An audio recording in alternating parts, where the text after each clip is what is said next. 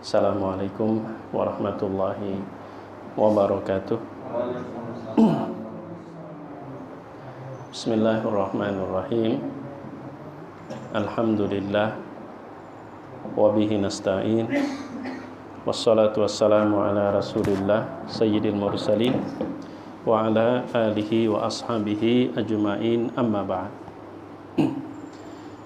Ikhwan fillah, jamaah salat maghrib, mata'anallah wa iyyakum bisihhati wal afiyah wa rahimani wa rahimakumullah.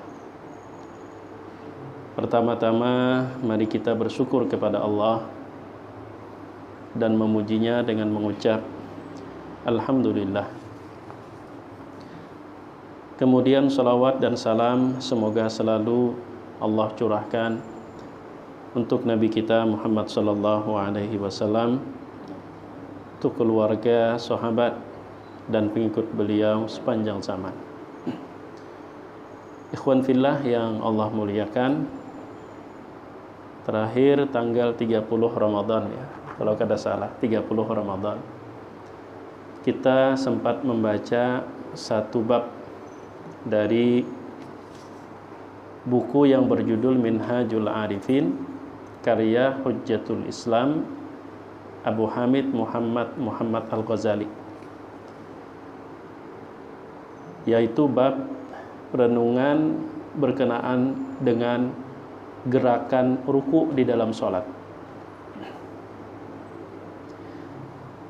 Maka pada kesempatan kajian kita pada saat ini kita melanjutkan babus sujudi, renungan gerakan sholat, sujud yang kita lakukan. Imam Al-Ghazali rahimahullah, beliau menuliskan, wasjud lillahi sujuda abdin mutawadi'in alima annahu khuliqa min turabin yata'uhu jami'ul khalq. Saat kamu sujud, maka sujudlah karena Allah. Sujud seorang hamba mutawadhi', yang merendahkan hatinya serendah-rendahnya. Bagaimana dia melahirkan perasaan rendah hati serendah-rendahnya? Alima annahu khuliqa min turab. Dimulai dengan dia menyadari betul bahwa dia diciptakan dari tanah. Yata'uhu jami'ul khalq, tanah yang diinjak oleh semua makhluk. Jadi pada saat sujud, sujudlah karena Allah dengan suasana hati, pikiran yang sangat rendah serendah-rendahnya di hadapan Allah. Seorang hamba yang sadar betul, apapun pangkatnya, status sosial, jabatan, ataupun seberapa luas pengaruhnya, dia tetap harus sadar bahwa dia adalah makhluk yang diciptakan dari tanah yang diinjak oleh semua makhluk. Wa annahu rukiba bin nutfatin yastaqdiruha kullu ahad. Selain itu dia juga mesti sadar bahwa dia adalah darah, daging, tulang yang disusun berasal dari setetes air. Semua orang memandang air itu, bahasa Banjar gelianan, jijik. Dari itu dia diciptakan. Jadi selain dia harus sadar bahwa saat sujud dia mesti merasakan, aku adalah makhluk yang diciptakan dari tanah yang diinjak oleh semua makhluk, dan aku terdiri dari darah, daging, tulang yang berasal dari setetes air yang semua orang merasa jijik dengan air tersebut. Fa idza fakkara fi aslihi wa ta'ammala tarkiba jauharihi min ma'in wa tinin izdada lillahi tawadhu'a. Maka ujar Imam Al-Ghazali, kalau orang yang sujud tersebut dia bertafakur, dia merenungi asal usulnya dari apa.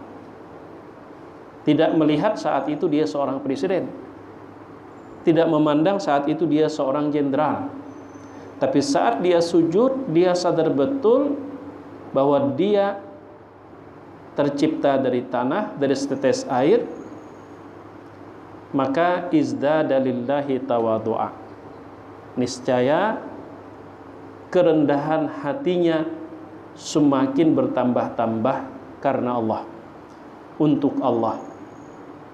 Wa yaqulu fi nafsihi, saat itulah dia akan berbisik dengan nuraninya, waihak, celakanya kamu, lima rafa'ta ra'saka min sujudik, berani sekali kau angkat kepalamu dari sujud di hadapan Allah. Lima lam tamut baini yadayh, kenapa tidak mati saja sekalian kamu di hadapan Allah dengan kesombongan yang selama ini kau tunjukkan, dengan keangkuhan yang selama ini kau besar-besarkan, dengan kesombonganmu selama ini. Wa qad ja'alallahu as-sujuda sababal qurbi ilaih, dan Allah telah menjadikan posisi sujud adalah sebab semakin dekatnya seorang hamba kepada Allah. Artinya ketika seorang hamba diperintahkan untuk sujud, itu artinya Allah ingin mendekatkan dirinya kepada Allah. Allah ingin mendekatkan si hamba itu semakin dekat lagi kepada Allah. Jadi salah satu hikmah kenapa kita diperintahkan sujud, karena Allah inginkan kita semakin dekat dengannya. Faqala ta'ala, Allah berfirman, wasjud waqtarib, sujudlah dan nikmati, dengan sujud itu engkau semakin dekat, engkau semakin dekat. Makanya orang yang tak mau sujud itu adalah orang yang jauh dari rahmat Allah. Dan makhluk pertama yang melakukan itu adalah iblis, tak mau sujud. Famaniqtaraba minhu ba'uda min kulli syai'in siwa. Maka barang siapa yang ada dalam pikirannya, ada dalam tekadnya keinginan untuk semakin dekat kepada Allah, maka secara otomatis dia akan semakin jauh dari segala sesuatu apapun selain Allah. Yang maulah kita mau parak dengan selain Allah itu karena masih belum ada keinginan hasrat untuk semakin dekat dengan Allah. Wahfad sifata sujudika fi hadhil ayah. Nah, lalu tadi kan udah saya jelaskan, kata Imam Al-Ghazali, saat sujud itu apa yang ada dalam benak dan pikiran, apa yang harus kita rasakan. Setelah aku jelaskan ihfad sifata sujudika, maka peliharalah, pertahankanlah cara sujudmu fi hadhil ayah, sebagaimana yang juga disebutkan pada ayat berikut ini, firman Allah surah Thaha ayat 55. Jadi Imam Al-Ghazali ketika membawa alam pikir kita saat sujud untuk menyadari betul bahwa kita diciptakan dari tanah yang diinjak oleh semua makhluk, itu bukan tanpa dasar, tapi mengacu kepada firman Allah surah Thaha ayat 55, minha khalaqnakum wa fiha nu'idukum wa minha nukhrijukum taratan ukhra. Dari tanahlah kami menciptakan kamu, dan ke dalam tanahlah kami akan kembalikan kamu. Wa minha nukhrijukum, dan dari tanah pula nanti kelak kami akan mengeluarkan kamu untuk kali berikutnya. Jadi pada saat sujud posisi kita kan semakin dekat dengan tanah, maka tidak ada alasan untuk tidak menyadari kalau kita ciptakan dari tanah. Kalau bahasa Banjarnya disuruh mencium tanah, supaya kita ini sadar kita ini dari tanah. Kita ini akan kembali ke tanah, dan kita pun juga kelak akan dibangkitkan dari tanah. Tanah yang diinjak oleh semua makhluk. Maka tidak ada alasan untuk merasa hebat, merasa angkuh, terlebih ketika dipengaruhi oleh jabatan yang Allah titipkan, kekayaan yang Allah berikan, popularitas yang Allah pinjamkan. Semua itu mesti harus kalah pada saat kita sujud, karena saat itu dekat sekali posisi kita dengan tanah. Wasta'in billah an ghairihi. Lalu kata Imam Al-Ghazali, mohonlah pertolongan hanya kepada Allah agar tidak berhajat kepada selain Allah. Jadi kita memohon kepada Allah itu tidak hanya sekadar untuk terpenuhi hajat kita, tapi kita memohon kepada Allah agar kita tidak berhajat kepada selain Allah. Salah satu doa yang sering mungkin kita dengar, biasanya dibaca orang pada hari Jumat, dan itu juga kutipan dari salah satu doa yang diajarkan oleh Rasul.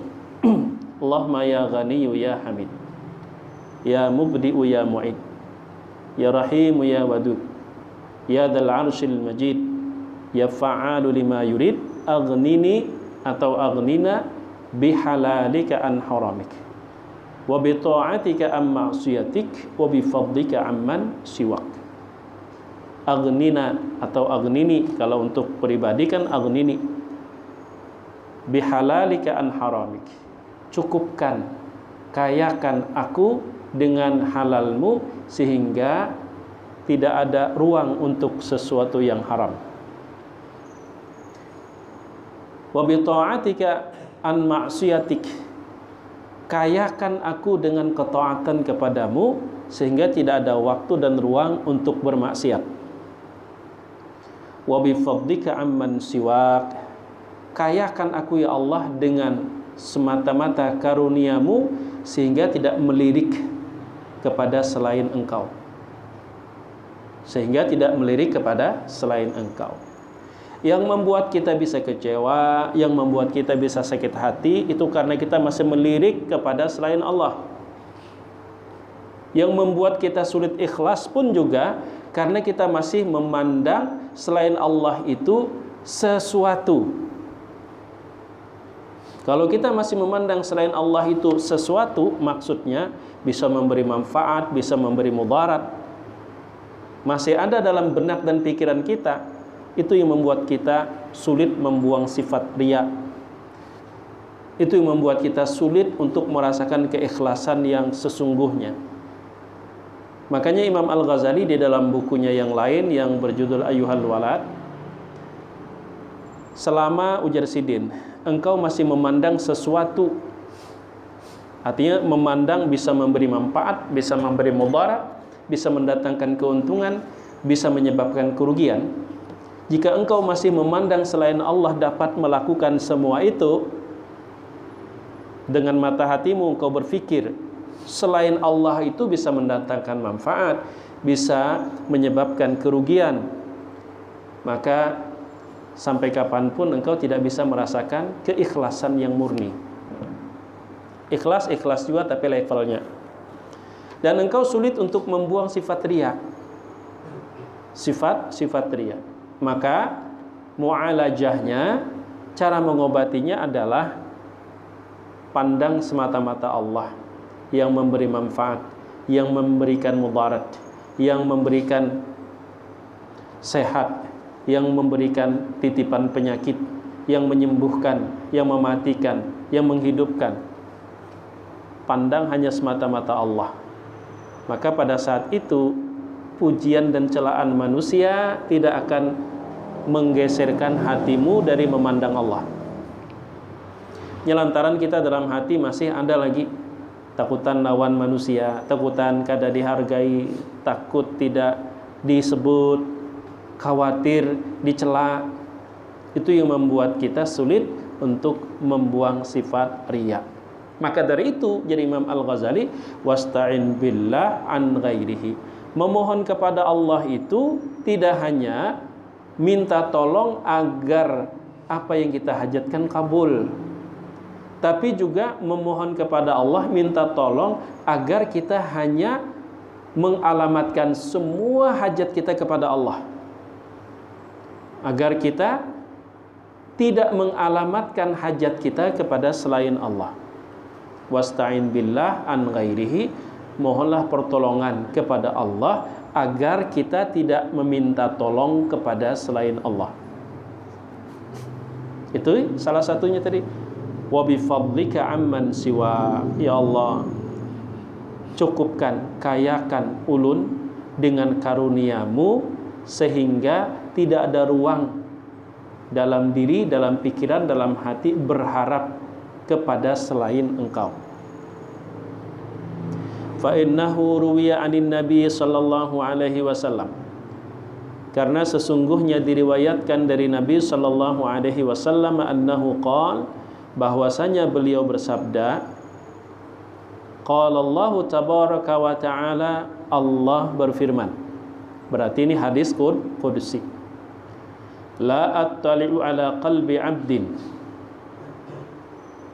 fa'alama minhu hubbal amali bita'ati illa tawallaitu taqwimahu wa siyasatahu.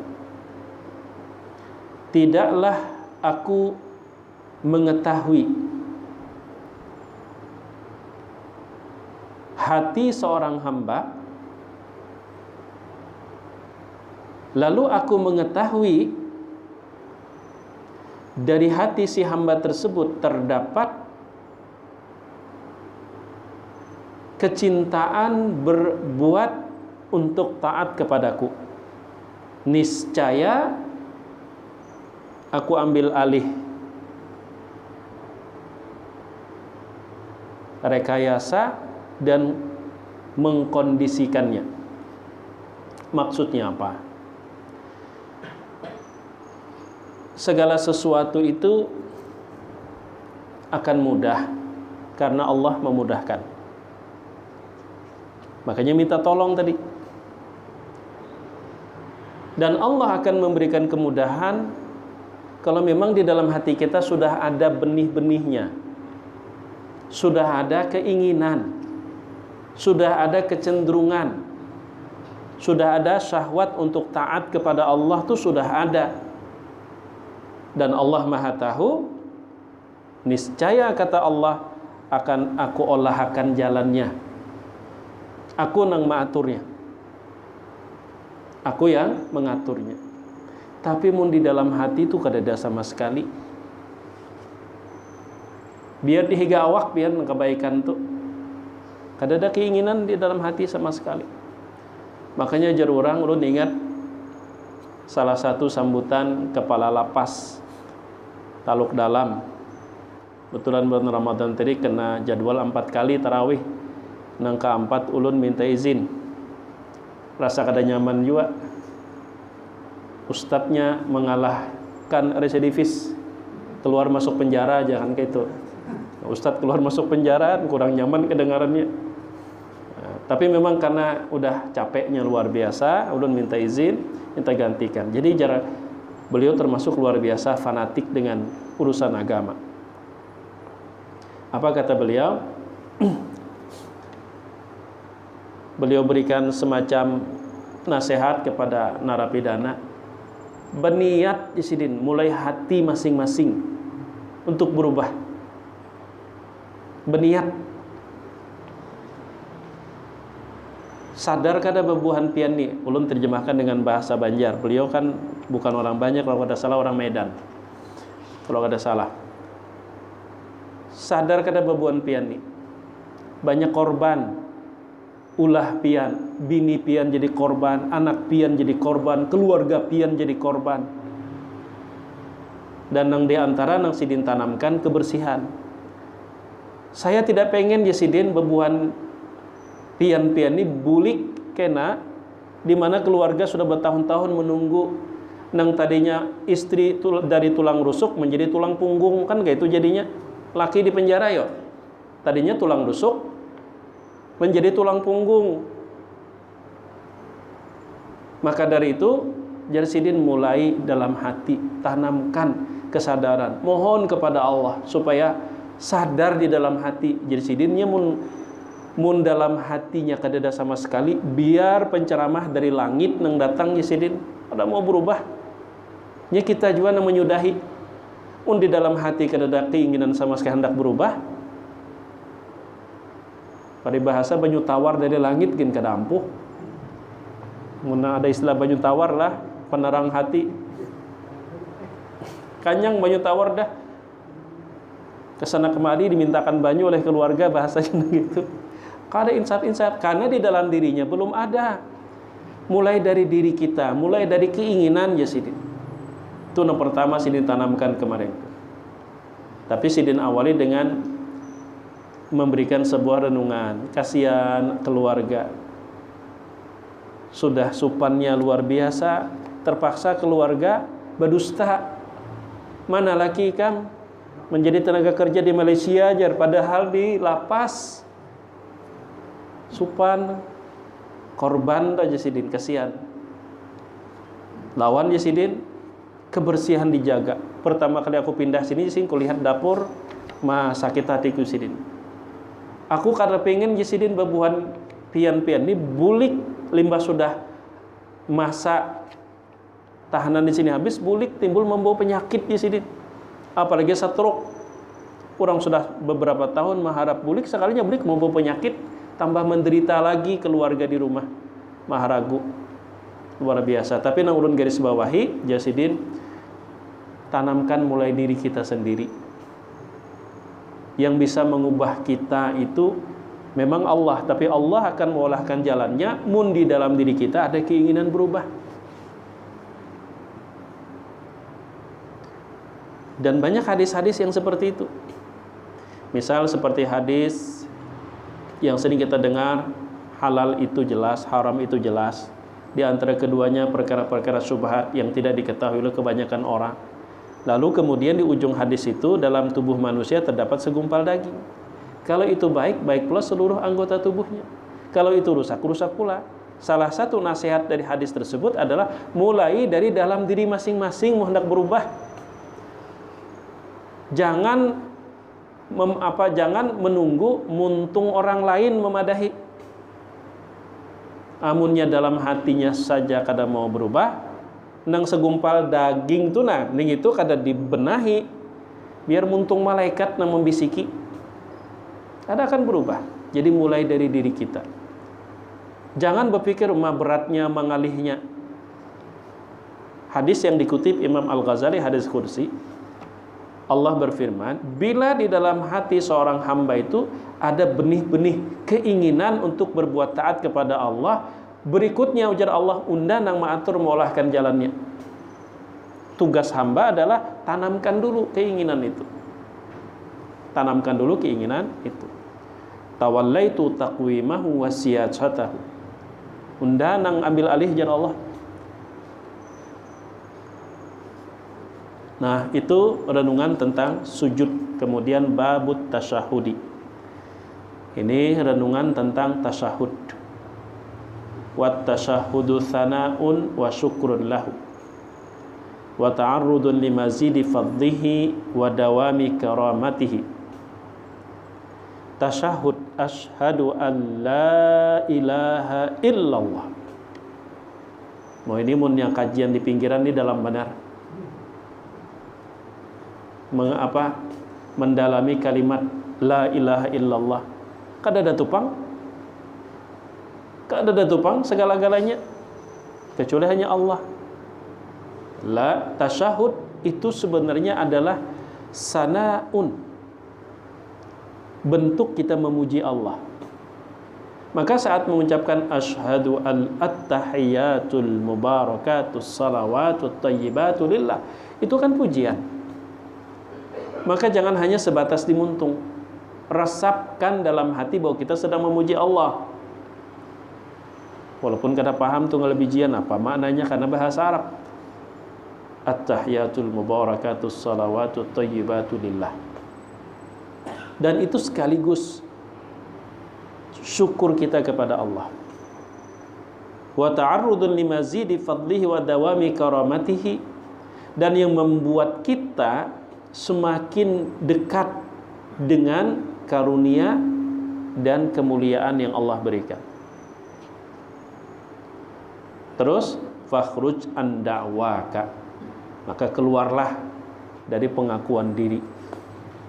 Jangan merasa seorang, keluar dari pengakuan dirimu. Kamu tidak ada la ilaha illallah, kan asyhadu an la ilaha illallah. At-tahiyat, segala kehormatan. Salawatut tayyibah, segala doa-doa baik, semata-mata itu milik Allah, bukan milikmu. Kadang-kadang Allah menguji kita dengan dikabulkannya doa kita.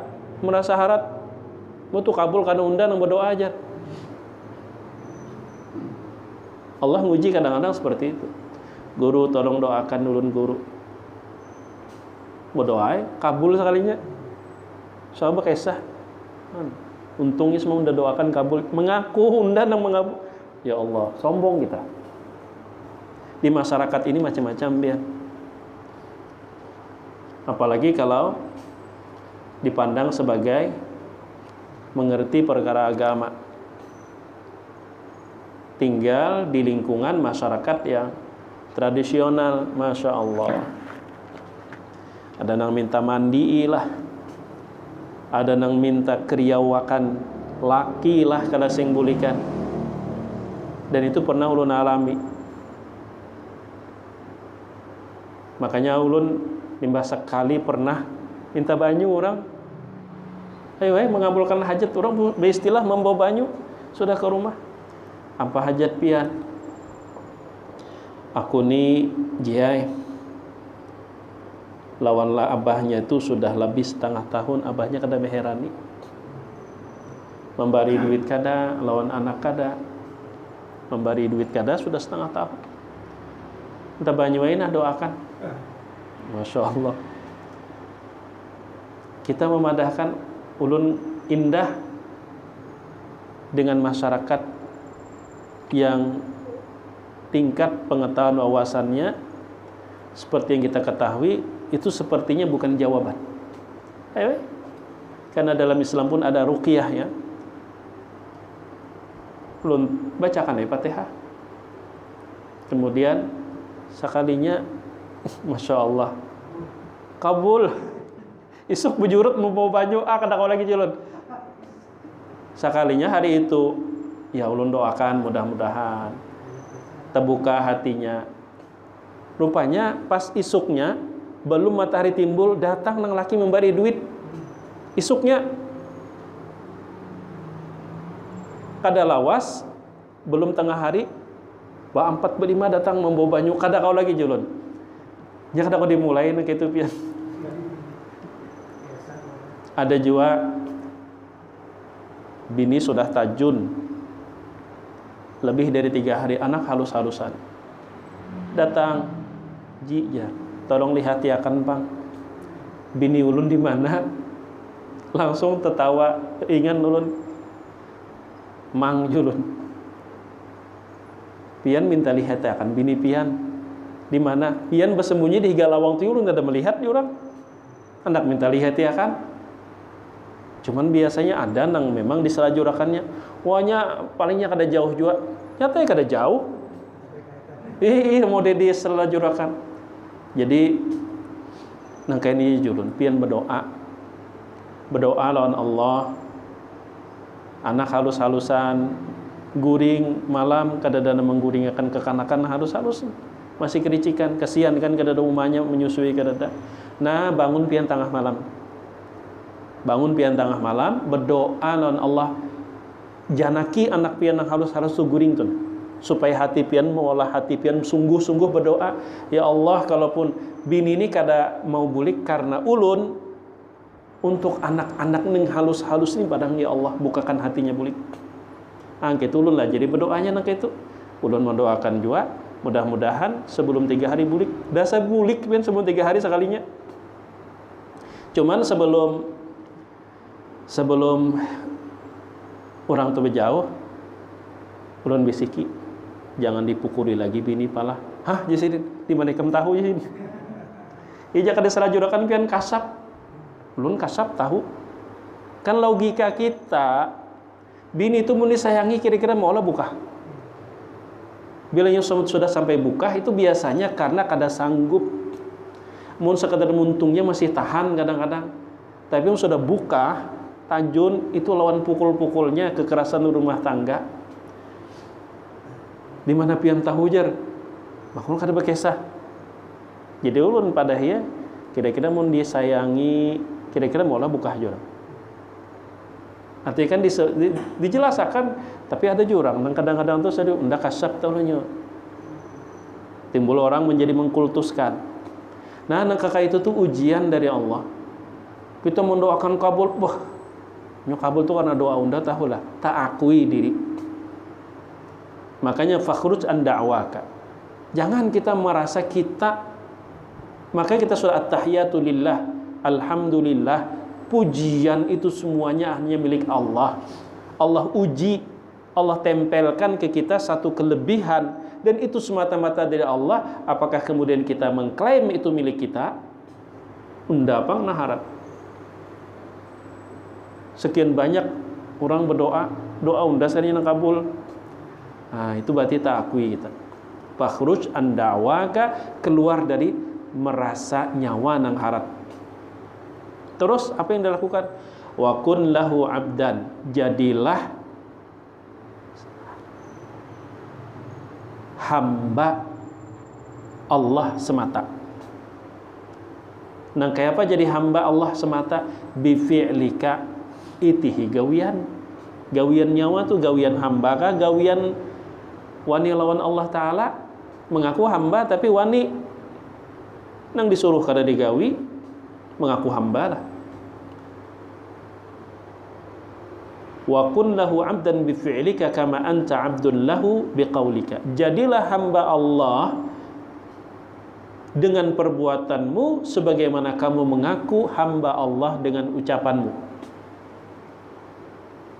Kita kadang-kadang ngaran Abdullah hamba Allah, Abdurrahman. Ya, jadi orang salah satu tujuan diberi nama itu supaya menjadi doa harapan. Disesuaikan naik. Ngaran sabar tapi penamparan orangnya. Sabar ngaran tapi penamparan. Kada sabar ngarannya. Jadi jadilah hamba Allah dengan perbuatanmu sebagaimana engkau mengaku hambanya dengan ucapanmu. Fa innahu khalaqaka 'abdan. Karena Allah menciptakan kamu itu sebagai hambanya, bukan sebagai sekutunya, bukan sebagai tandingannya, sehingga seakan punya hak untuk melawan, mengingkari. Allah ciptakan kamu itu sebagai hambanya. Wa amaraka an takuna lahu 'abdan. Bahkan setelah Allah ciptakan kamu sebagai hambanya, Allah perintahkan kamu untuk menjadi hambanya. Wa ma khalaqtul jinna wal insa illa liya'budun. Tidaklah kuciptakan jin dan manusia kecuali agar menjadi hambaku. Ibadah itu kan dari kata abdun. Abada ya'budu ibadatan. Qala ta'ala. Nah, makanya ujar Allah Ta'ala berfirman, wa ma kana li mu'minin wa la mu'minatin idza qadallahu wa rasuluhu amra ay yakuna lahumul khiyaratu min amrihim wa may ya'sillaha wa rasulahu faqad dhalla dhalalan mubina. Surah Al-Ahzab ayat 36. Tidaklah pantas bagi seorang mukmin laki-laki maupun mukmin perempuan, tidak pantas.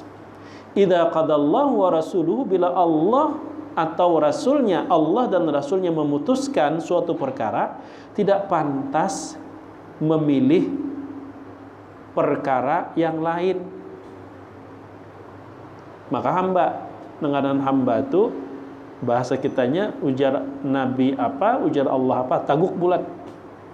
Jangan berpikir-pikir selama yang dari Nabi itu sahih. Dari Nabi juga sahih, tapi nabinya nabi palsu, nah lain pula. Wa may ya'sillaha wa rasulah, dan barang siapa yang maksiat durhaka kepada Allah dan Rasulnya, faqad dhalla dhalalan mubina, berarti dia tersesat. Jadi hamba yang tersesat. Kita kada jangan juga mengkafirkan orang. Nyo mengaku hamba tapi nyo maksiat, kafirnya. Nah, itu berarti keyakinan Murji'ah. Orang-orang Murji'ah, mereka berkeyakinan siapa yang melakukan dosa secara otomatis dia kafir. Kalau ahlu sunnah wal jamaah kan dia tetap muslim, cuman fasik selama dia tidak meyakini halal dosa nang digawi.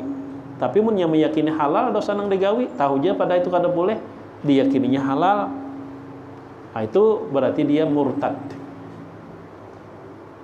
Wa may ya'sillaha wa rasulahu faqad dhalla dhalalan mubina. Barang siapa dia beriman kepada Allah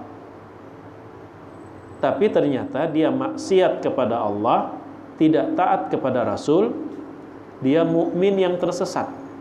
Faqad dhalla dhalalan mubina, bukan kafir, mukmin yang tersesat. Tersesat nyata. Surah Ahzab sama tentang husnul khatimah. Kadang-kadang kan ketika ada orang meninggal dunia, insyaallah husnul khatimah. Kalau sebenarnya orang itu saat meninggal dunia itu muslim, kita tidak berlebihan kalau mengatakan yakin dia husnul khatimah. Jangan insyaallah lagi, yakin husnul khatimah. Karena husnul khatimah itu standarnya itu tidak setinggi yang kita tetapkan. Allah menetapkan standar husnul khatimah itu saat ajalnya tiba, dia berstatus muslim. Sekalipun tabalujur bermaksiat. Masa kita buka surah Ali Imran, pian pasti hafal surahnya, ayatnya pasti hafal. Ya ayyuhalladzina amanu taqullaha haqqa tuqatih wa la tamutunna illa wa antum muslimun. Wahai orang-orang yang beriman, ya ayyuhalladzina amanu. Orang beriman itu ada beriman taat, ada beriman nang kada taat. Ya ayyuhalladzina amanu, wahai orang-orang beriman, ittaqullah, bertakwalah kepada Allah. Disuruh taat kan?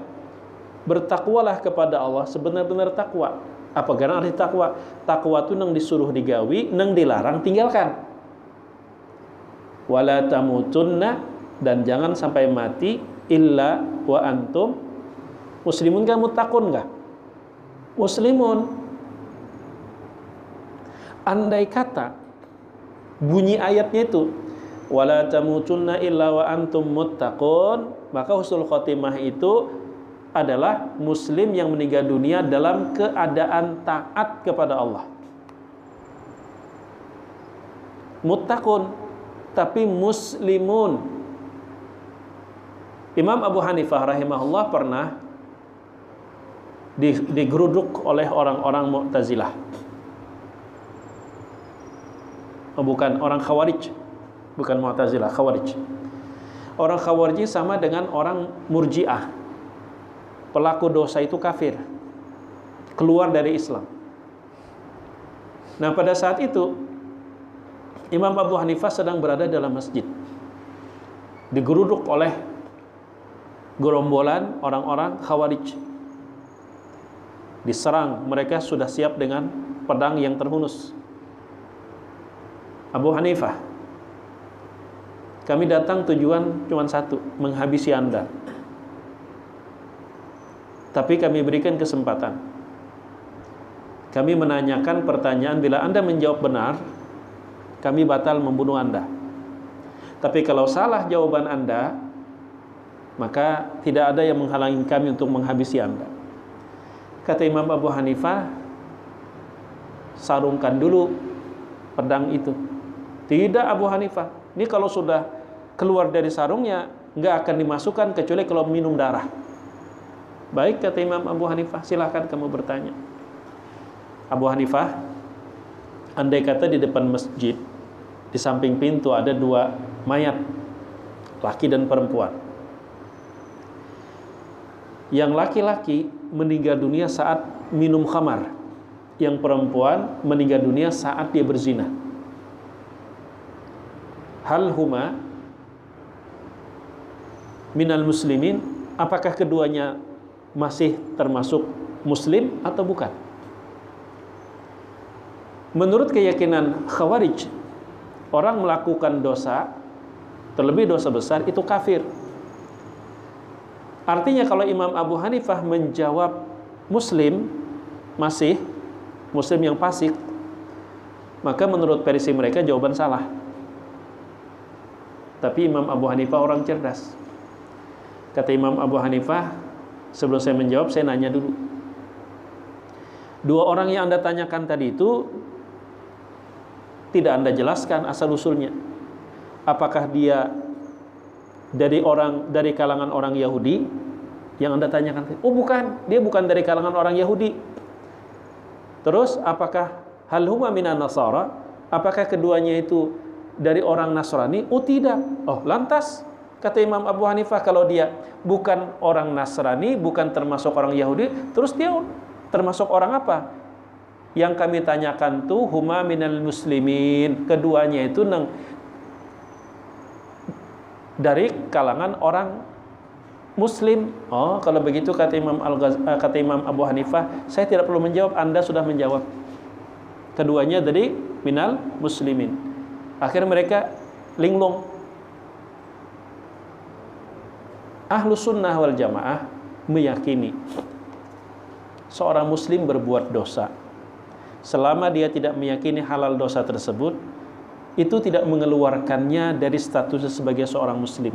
Walaupun ada label fasik, tapi dia tetap muslim.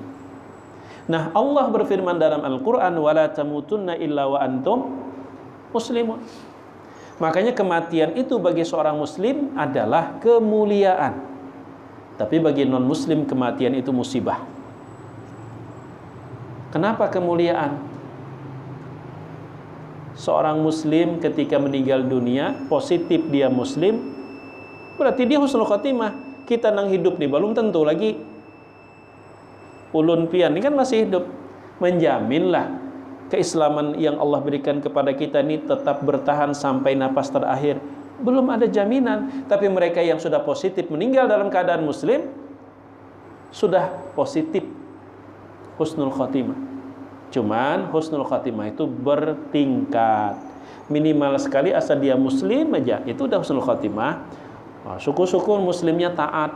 Syukur-syukur saat dia meninggal dunia lagi mengerjakan perintah Allah, sholat, puasa, atau jihad di jalan Allah, dan sebagainya. Itu berarti level husnul khatimahnya tinggi.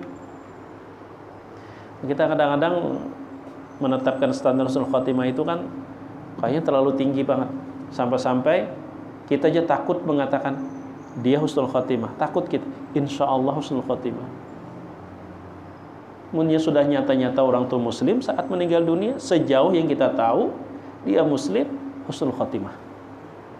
Husnul khatimah. Nah, waktu Isya sudah sampai, ulun habiskan dulu sedikit. Tidak sepantasnya bagi seorang mukmin laki-laki maupun perempuan apabila Allah dan Rasulnya memutuskan satu perkara, tidak pantas mereka itu memiliki pilihan-pilihan lain. Ngaran hamba itu, jadilah hamba Allah dengan perbuatanmu, sebagaimana engkau dengan pedenya mengaku hamba Allah dengan ucapanmu. Wa rabbuka yakhluqu ma yasha wa yakhtar wa ma kana lahumul khiyarah, surah Qasas ayat 68. Dan Tuhanmu lah yang maha menciptakan apa yang dia kehendaki, dan dialah yang punya hak untuk menentukan pilihan, sementara makhluk itu tidak punya hak untuk menentukan pilihan Allah. Ya Allah, lu ingin ijah enggak? Kalau sekedar berdoa untuk sesuatu yang masih belum nyata, itulah wilayah kita. Tapi kemudian memilih sesuatu yang sudah ditetapkan nyata, maka berarti kita mengingkari status kita hamba dengan perbuatan dan sikap. Dijadikan laki-laki nyata udah berburung, operasi plastik, operasi hendak jadi bebinian, kan sudah nyata. Nah, beda untuk sesuatu yang belum nyata. Di situ Allah berikan kita ruang untuk berdoa. Karena doa adalah perintah. Jika kada diperintahkan berdoa, kada berdoa kita. Cuman karena diperintahkan wa qul ud'uni wa qul ud'u rabbakum. Katakan Muhammad, ud'u rabbakum, berdoa. Jadi doa itu perintah. Andai kata kada ada perintah, kita ini bisa kada boleh berdoa. Kenapa?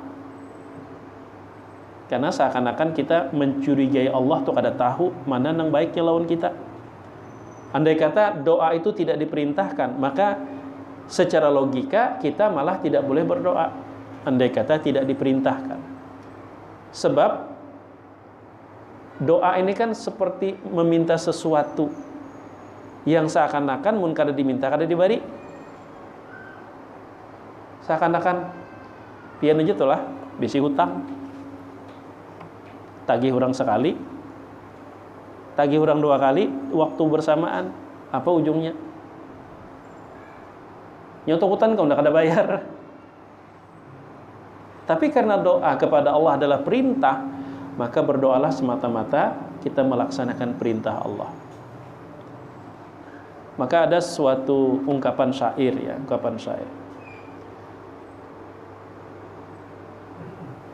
Astaghfirullah Rabbal baraya, astaghfirullah minal khataya, qad kafani ilmu rabbi min su'ali wa ikhtiyari. Cukup ilmu Allah itu ku yakini mengetahui apa yang ku hajatkan sehingga aku rasanya enggak perlu lagi meminta. Qad kafani ilmu rabbi min su'ali wa ikhtiyari. Cukup ilmu Allah itu mengetahui apa yang ku hajatkan sehingga dengan keyakinan Allah Maha tahu, sepertinya aku tidak berhajat lagi untuk berdoa. Namun karena doa itu diperintahkan, maka tetap berdoa. Jakanya kada diperintahkan berdoa tuh. Dengan modal Allah Maha mengetahui aja, kita kada perlu berdoa. Allah tahu apa yang kita hajatkan.